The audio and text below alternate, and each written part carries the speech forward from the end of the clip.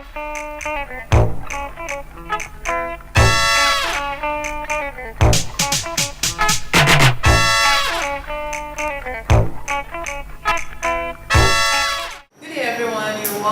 to another exciting episode of Mata African Television Nigeria. It's your girl again, Ekonyoge Daniels, on the show today. And with me on the program today again is Dr. Orupe Godwin of NISA Premier Hospital. He's a gynecologist, and today he will be taking us on a journey into Vesico Vagina Fistula, VVF. Kindly meet my guest today on the show. Can you please enlighten us on Vesico Vagina Fistula, VVF? Yeah, thank you. You're welcome to NISA Premier Hospital.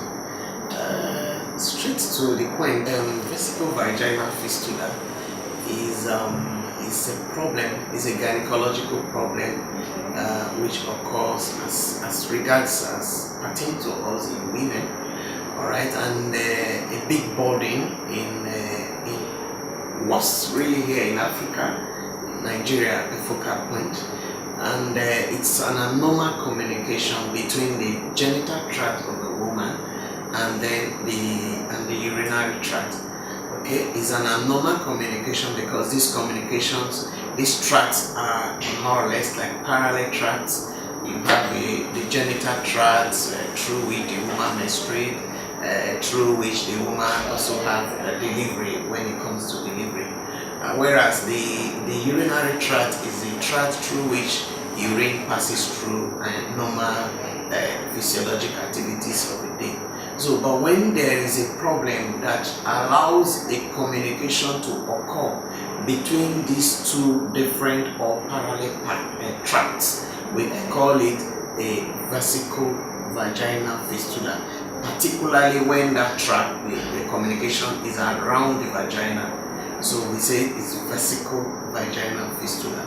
It's an abnormal communication and it's a problem, heavy burden. It has a medical implication and untoward medical implication, social implication, psychological problem, and then with a whole lot of economic burden and losses to the women, and even extending so much to affecting marital life and then community relationship with the women. Now, in real situation, in real life of these women, what we see is, like I said, is the instead of menses coming out through the genital tract, they call it the woman's part, and then urine coming out from the urinary tract, and then you now see the urine and the blood of the menses of a woman coming in contact.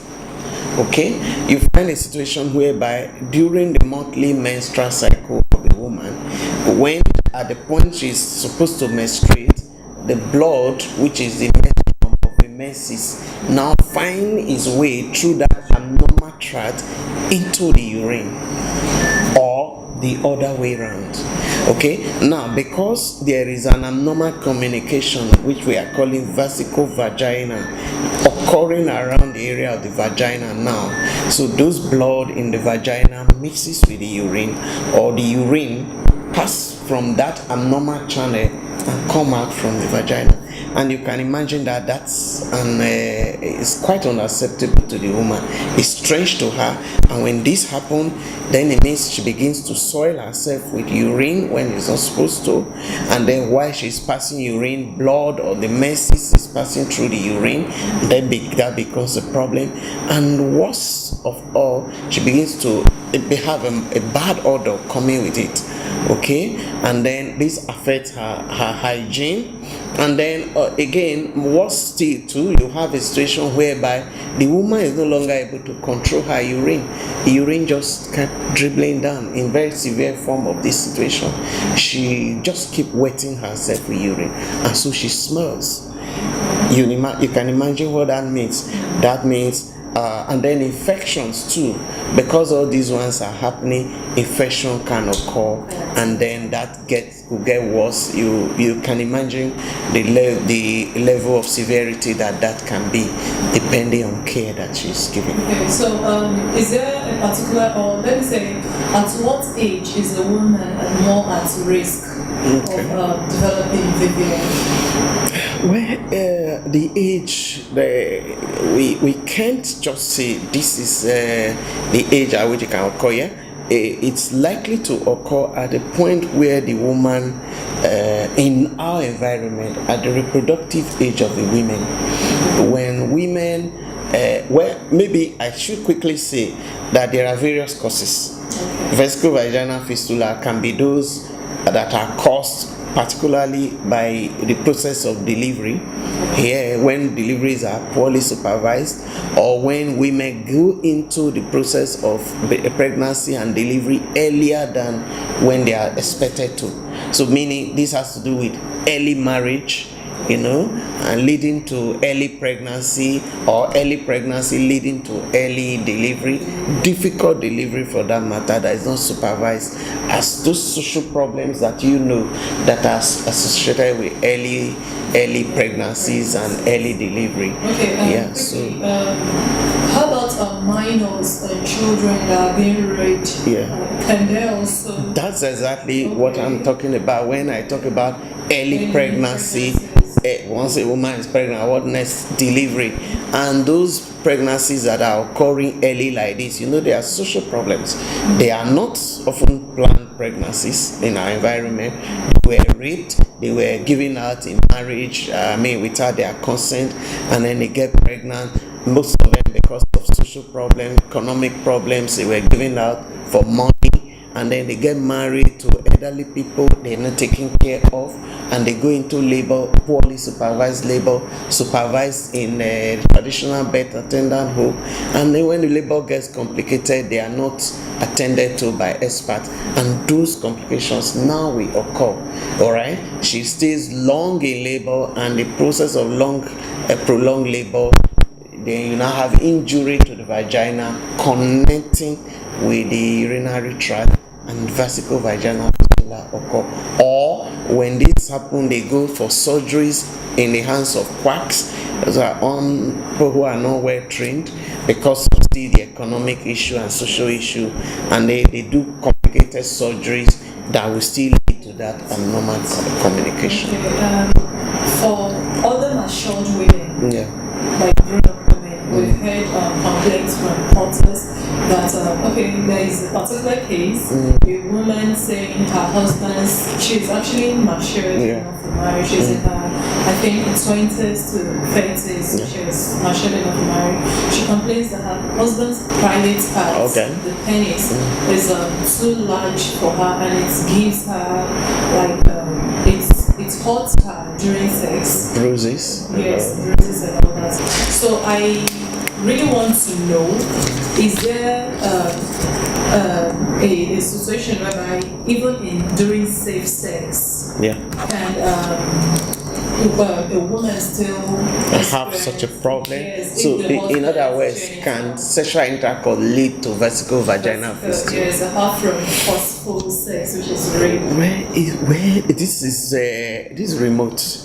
It's very, we can't say never, all right, but this is going to be a very remote situation, because if you have rape, the worst, or you will likely to have most times, are infections, maybe lacerations, injury, quite all right, but rarely do they get that bad to the extent of causing fistula. But I can't say never, all right, but let's agree that this is a rare form cause of it. Because sometimes because the man's genital was too large, at what point do we say a man's genital is too large now? Difficult to determine. And maybe outrightly that kind of sex will not be possible at all. But if you now go forced, like I said, you will have bruises, you can have tear, laceration, but like I said, it's rare. It's rare. is not a major cause of this thing. These are not a major cause that are really causing problem for the society. What are really causing vesico vagina fistula for us in the society is what I have just told you: surgeries, childbirth process, apart from other processes that can also cause it, like cancers, and then like radiation and so many other things. But commonly here, these are the major causes: childbirth process. Okay. So for a teenager or a child bride, where like you said, it's children going into marriage when they're supposed to. It's one of the reasons why we have cases of vesico vagina fistula. So now for teenagers that probably they just had casual sex and they get pregnant. Okay. And we've seen cases whereby their parents send them away from the house, or sometimes they have to go through the process of birth, probably as a punishment or something, or they just have to go through it. So as a medical doctor, and what advice do you have for parents out there or guardians concerning teenage pregnancy? Would you advise abortion instead of, especially when you know that as a way out of this, especially when you know that this might actually pose danger to the child at the end of the day? So what would be your advice? Let's say here that the advice should be in various categories. First of all, enlightening the society, people like you are doing now, getting us to know, getting the larger society to know what this problem is, that it exists and what it entails in the long run, the burden of this problem in society. We know that first. Then when we know that, then we can talk to people about it, and then as a way of helping to prevent it from occurring at all. Okay, and then what do we do next? Find a way of preventing child marriage by legislation, by laws, community effort, laws by the society, various communities and kindred, making laws to avoid this problem because of the effect that goes with it. If we do that, many we avoid that problems from occurring in the first instance. Early pregnancy will be avoided. But where early pregnancy does occur, okay, where it scales through all these avenues and yet it still occur by any means, then we should supervise it. We can't be talking of abortion as a solution to such a problem, but that may look like another burden as a way of solving a problem of its own. And don't forget that Nigerian law does not support abortion, so we'll find it difficult to advocate abortion as a method of preventing it. Instead, we will advocate that when there is teenage pregnancy, if it has occurred, we'll manage it. They don't just have vesico vagina fistula because they are teenage. It occurs because these marriages are conceived, or like you said, there's abandonment, and then all labor are supervised in the places where they are not supposed to be, and by persons that are not supposed to be. So complications set in, they are either not recognized or not attended to, and then they lead to vesico vagina fistula. So early prevention later, and then when it occurs, managing it properly will help solve this problem. So is there any permanent solution, like permanent treatment to anyone who has suffered or is suffering from VVF? Yes, solutions depends on the stages where you find the problem. Solutions can both, first, like we said, it's a social, psychological problem, there's mental societal problem, as it were. So you deal with this problem at its various levels.